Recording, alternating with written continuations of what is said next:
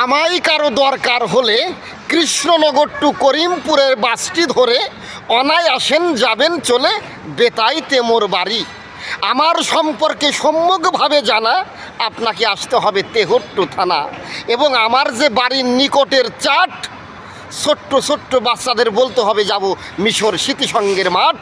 এই মাঠে আসার পরে যদি কোনো বাচ্চা ছেলের ধারে জিজ্ঞাসা করে অন্তরে মোর আছে ভাবো আমি উৎপল সরকারের বাড়ি যাব, ছোট্ট ছোট্ট বাচ্চা যারা আঙুল দিয়ে দেখিয়ে দেবে তারা। এবং আমি জন্ম হতে করেছি যার সঙ্গ, তিনি হচ্ছেন আমার পিতা শ্রী গৌরাঙ্গ। এবং আমার যিনি মাতা, সেই মাতার চরণধলি এই বক্ষ দেশে আছে গাথা, তার নাম হচ্ছে আশালতা।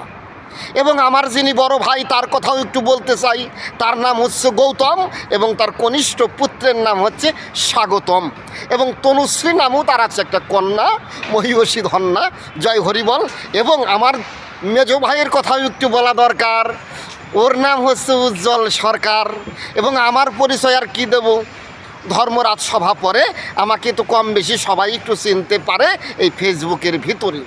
আমার নাম হচ্ছে উৎপল, এবং আমার ছোট্ট একটা ছেলে আছে, তার কথা বলি আপনাদের কাছে, তার নাম হচ্ছে উৎসব সরকার।